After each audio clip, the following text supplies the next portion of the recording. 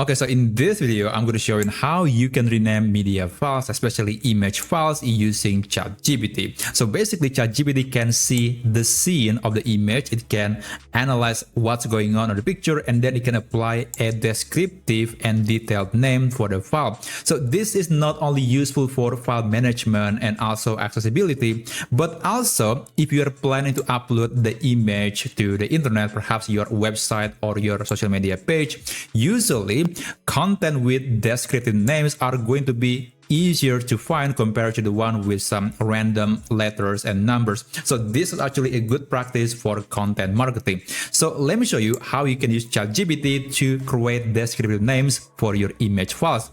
Now let me just open ChatGPT. And after that, you can just upload the images into the chat window. I have 10 different images, so that's quite a lot. But don't worry, it is something that the AI can handle quite easily. Now, after that, you can copy this prompt. This should be available in the description down below. I'm going to copy it. And let me just paste that right here. So the one thing that you can customize is the character limit for the new name of the file. So for me, I think 50 or 60 is the sweet spot, but of course you can go lower or higher depending on the level of detail of the image files that you want to get from ChatGPT. After that, you can send a message and just wait for ChatGPT to utilize its code interpreter feature, and then it's going to analyze the content of the image and it will apply the name based on what it saw. So this will take quite some time because I have lots of images, so I'll just skip forward and I'll show you the next step that you can do.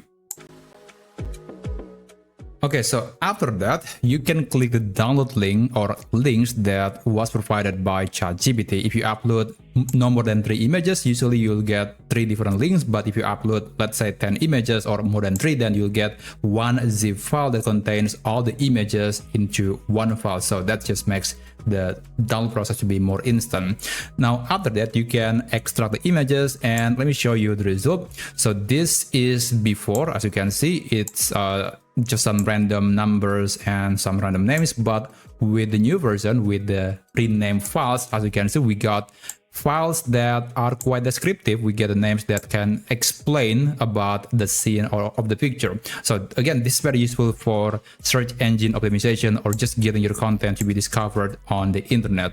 Now, even though this is great, unfortunately, there is one caveat that you need to know. So in ChatGPT, every time you upload images, it would be automatically converted, or not converted, actually, it's compressed into a smaller size. So you'll get a smaller file size after you download the image. This is unfortunately inevitable, but perhaps you can see it as a good thing because you might want to get an image file that is not too big when you upload it to the internet. But anyway, that's just the one downside that you need to know if you want to use ChatGPT to create names for the files based on the scene. So that's basically how you can use it. Thanks for watching, and I'll see you on my next video. Have a great day.